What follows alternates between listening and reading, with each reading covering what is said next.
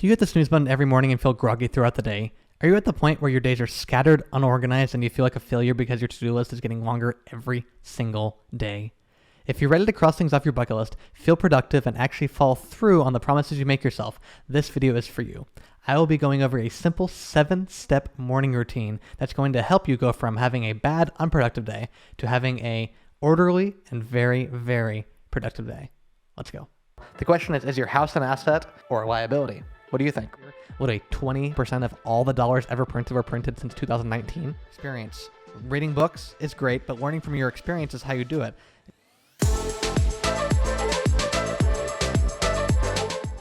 I love this quote by Jim Rohn. Don't start the day until you have it finished. Today, actually for me, started last night.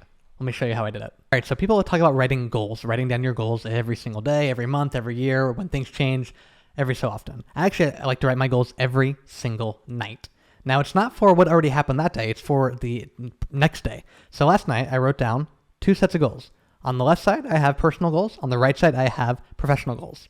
Personal goals are, exercising, reading, things of that nature. Professional goals, what I'm going to do with you guys. And the thing is, you have to distill your goals into daily increments, only 2 to 3 maximum for each column. So like today, I wrote weightlifting, reading 30 minutes for personal, and then recording this video and writing 3 new video scripts for professional. Yeah, only 4 to-do list items. People overwhelm themselves with 40,000 to-do list items. You have to make it realistic and make it reasonable so you can actually finish them at the end of the day. So the night before, I write down my goals for the next day. Do it every single night before, and I promise you that next day, you're most likely going to accomplish those goals. All right, number 2, and this starts with the Miracle Morning. It's a book I read a long time ago, and it is so potent and so important for me every single morning to do this.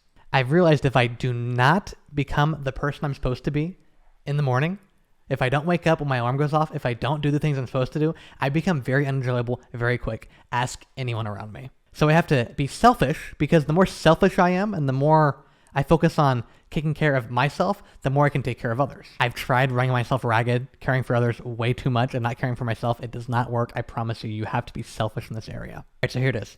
Silence. You start with silence. And what I do is I write 1 to 3 statements of gratitude in my journal.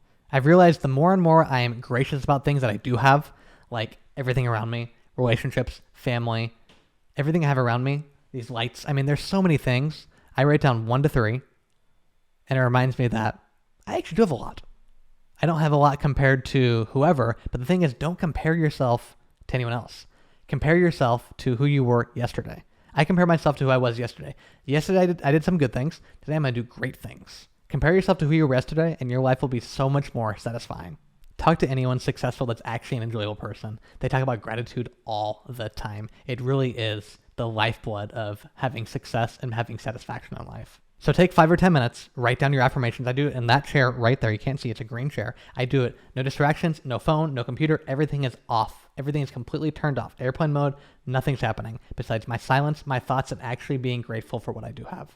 All right, next is affirmations or acknowledgements. They are different, so let me differentiate between the two. An affirmation is affirming something that you are aspiring to be. I affirm that I'm going to be a super millionaire someday. So you want to affirm things that you want to become, not things that already happened. Affirm yourself and who you want to become. And then you switch, and I do both. I do some affirmations, which are things that I want to aspire to become, and then I also do acknowledgements. Acknowledgements are looking into the past, and more so the recent past. So what I do is think about what I did yesterday, and I think about to myself, I actually did accomplish things I want to accomplish. I acknowledge that I went to the gym at the right time and woke up at the right time. The reason I do acknowledgements as well as affirmations is because aspiring towards to become something more than what you are is absolutely great. But the reality is you have to also remind yourself that I've actually accomplished things already, so that gives me motivation and gives me, I don't know about motivation, gives me fuel for the fire to keep it moving forward. You acknowledge what you've already done so you confirm to who you are becoming and who you want to become. And even if yesterday was a complete, utter disaster, I bet you can find at least one thing to acknowledge yourself that you did great. I think about things, I'm proud of myself for doing this. I'm proud of myself this morning for not hitting the snooze button, jumping out of bed immediately, and hitting the gym. There was no thinking, there was just doing. So affirmations, who are you aspiring to be, what you're aspiring to do. Acknowledgements, what you've already done and what you can look back upon and say, I've done it before and I can do it again even better. All right, next is visualization. This is when it's great to have huge goals that you're probably never going to accomplish. Who knows though? You might. You want to always thinking about things that are so much greater than yourself, visualizing that. Seriously, I spend all these between 5 and 10 minutes and think about visualizing my immense success helping millions of people doing what they want to do, and that's accomplishing their goals. I sometimes visualize my 50-acre ranch with cows and sheep and goats and everything like that. I visualize the money I'm banking out. I visualize the relationship I want with my family, people close to me. I visualize all the things that I'm aspiring towards and those big pie-in-the-sky things that I'm putting all my emotional reserves into. Visualize the things that truly are dreams. Visualize those dreams, because the more you think about them, the more they're willing to come into your life. If you talk to Tiger Woods, golfer, everyone knows Tiger Woods. You want to know one of the main reasons he's super successful? He has been super successful in golf in his life because he visualizes that ball to go exactly where he wants it to go onto that. When he's putting, he visualizes that thing going into the hole every single time. Visualize your success. Visualize, in essence, the backswing, which is the preparation, and then the swing, which is the action. So visualize yourself from the beginning, middle, and end. Visualize today and what you're going to become and what you are going to accomplish tomorrow. Make those dreams absolutely gigantic. They should scare you. If they're not scaring you, they are too small. You need to 10x them, make them even larger. I write down these visualizations also in my journal so I can look back upon them and think, that's a good visualization. Let's do that one today. And then improving upon it over and over again. I've realized the more I write them down, the more I think about them, the more I really paint that absolutely Van Gogh type picture in my brain, the more and more they're becoming into my actual reality. All right, next thing I do is exercise. It is super important to get your body moving. The more you move your body, the more the endorphins fire off, the more you have creative thoughts, the more you can actually commit to action, not commit to thinking, not committing to writing things down, because writing things down, that's a good thing. Visualizing is a great thing, but actually going up and doing something about it is a whole different ballpark. And exercise help those endorphins, your brain get excited, so you can actually pursue that. I mean, I weightlift, I ride the indoor cycling, I do quite a few different things. Whether it's a walk around the block, whether it's powerlifting, whether it's spin class, doesn't matter what it is, get your body moving and get a good sweat in. It's really interesting for me to think about the days I do not work out or exercise compared to the days I do exercise. Let me tell you, the days I exercise, I have, no joke, probably 100 times better ideas, 100 times more excitement, 100 times better creative thought. When I don't exercise, there's just something about those endorphins that make everything make sense and everything actually come together. Physical exercise is great for the body, great for the brain, great for so many other things. What about your mental exercise though? Next is reading. I spend 30 minutes about, give or take. Sometimes a few less, sometimes a few more, sometimes up to a couple hours. And actually spending time diving into personal development books, personal finance, spiritual books. You have to figure out what gets you excited. Even if it's the fictional book, which I really do not like fiction personally, but it's something just to get your mind rolling. Because a lot of times fictional books are even more real than nonfiction books. The stories that they're told, the hero's journey, that's a real story. So spending 30 minutes and actually exercising your brain every single day. It's just like a muscle. People say, I can never read 30 minutes a day. I don't have the time. That's the worst excuse I hear so often. It's the worst, almost always used excuse. You don't have time. You have time for the things that are important. So if it's important, you will do it. And to me, reading is important because it exercises my mind and helps me get new ideas from people who have done it before me.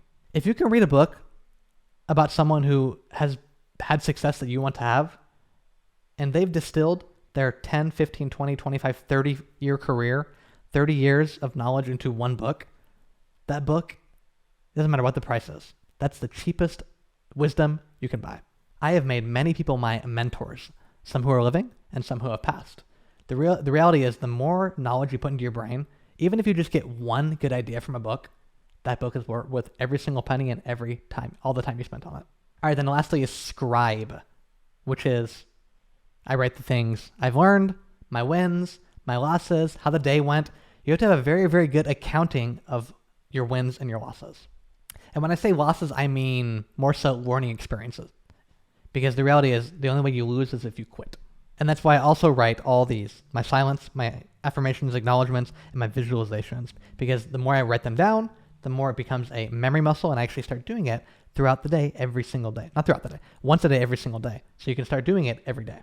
And the reality is the only good ideas you actually keep are the ones you write down, because you can look back upon them. I can look back upon these journals. I have about, I don't know, probably 7 or 8 throughout the years. I have all of them on my bookshelf because I look back at them on occasion and look at, wow, that was a really good idea, and I actually incorporate it into my life today. The past self is helping the future self. How about that? It really comes down to this. Writing things down, putting them in the journal, puts them in reality. If they stay in your mind, that's great, but if they stay in your mind, they're never going to actually see the light of day. Write things down. Finish each day and be done with it. You have done what you could. Some blunders and absurdities no doubt crept in. Forget them as soon as you can. Tomorrow is a new day. You shall begin it serenely and with too high a spirit to be encumbered with your old nonsense. Ralph Waldo Emerson. Once you finish the day and you have that satisfaction of finishing the day, there's no other way to put it. The days where I accomplish and do the things I set out to do, I feel like I'm Superman. There's nothing that can stop me. So those are it. Those are the 7 steps. SAVERS, that's the acronym. SAVERS, silence, affirmations, visualization, exercise, reading, and scribe. And then the first one, obviously, don't start the day until you finish it. Write down your goals the night before. Those are the 7 steps. The best morning routine is helping me accomplish everything that I want to accomplish. Hopefully you can implement it as well. See you guys soon.